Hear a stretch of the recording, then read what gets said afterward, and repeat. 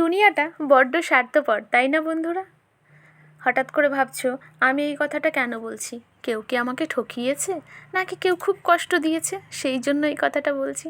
না গো বন্ধুরা, কেউ আমাকে ঠকায়নি, কেউ আমাকে কষ্টও দেয়নি। তবে হ্যাঁ, সময় অনেক কিছু শেখাচ্ছে, তাই শিখছি একটু একটু করে। আর সময়ের সাথে সাথে বয়সটাও যে বাড়ছে, তাই বোধহয় সব কিছু এখন বুঝতে পারছি, জানতে পারছি বলতে পারো। ওই যে এবার বলবে স্বার্থপর কেন বললে?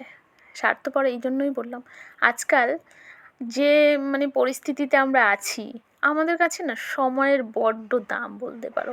আমাদের কাছে সময়ই নেই কেউ কারো বাড়িতে বিনা মতলবে, বিনা কাজে, বিনা কারণে যেতে। আমরা যখন এখনকার যুগে কারো বাড়িতেও আমরা যাই কোনো কাজ নিয়ে, না হলে কোনো কারণবশত, না হলে কিন্তু কেউ কারো কাছে আমরা গিয়ে বসে আড্ডা মারি না, গল্প করি না, কারণ আমাদের কাছে সময়ই যে নেই। কথাটা ভাবতে খুব খারাপ লাগছে না? মনে হচ্ছে ডায়লগ দিচ্ছে, কিন্তু সত্যি আজকে আমরা কি বলবো, বন্ধুদের সঙ্গে সময় কাটানোর সময়টাও পাই না একদিকে বলতে পারো। আর এখনকার ওই যে আত্মীয় স্বজন দেখবে, এখন আগের মতো কিন্তু কেউ কারো বাড়িতে আত্মীয় স্বজনও খুব একটা আসে না। আগে যেমন আসতো, কারণ আত্মীয় স্বজন এসে কয়েকদিন থাকা খাওয়া, এখন কিন্তু সেই জিনিসগুলোও কমে গেছে, ওই একদিন দুদিন। তো তেমনি আমি না অনেক দিন ধরেই ফেসবুকে কাজ করছি।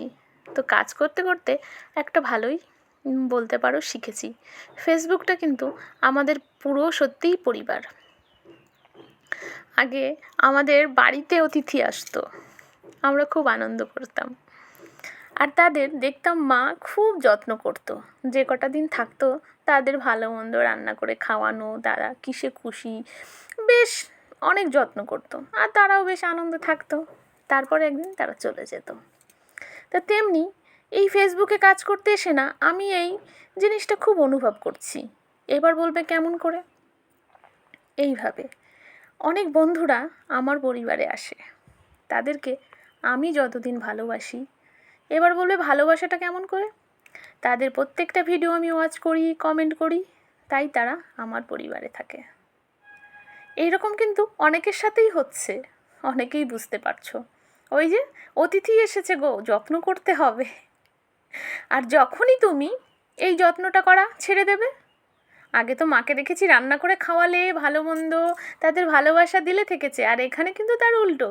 এখানে তোমাকে ভিডিও ওয়াচ করতে হবে, কমেন্ট করতে হবে, তাহলেই তাদের যত্ন নেওয়া হবে।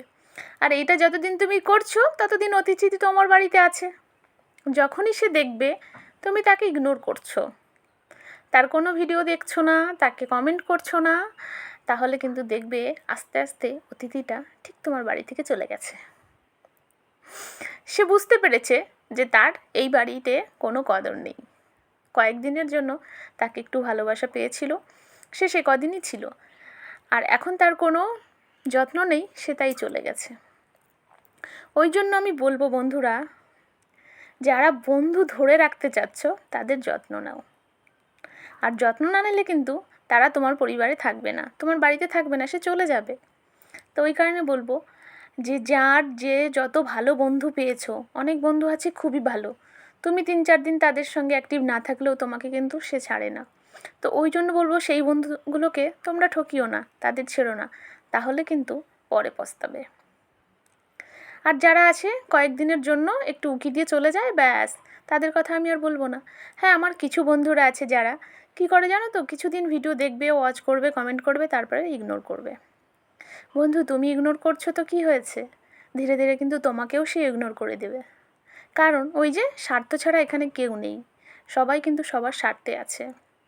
তাই আমি বলবো, সত্যি কথা বলতে হিংসা না করে সবাই সবাইকে ভালোবাসা দিয়ে এগিয়ে যাও, দেখবে তাহলে সহজ সরল আর রাস্তাটা অনেক ইজি হয়ে যাবে।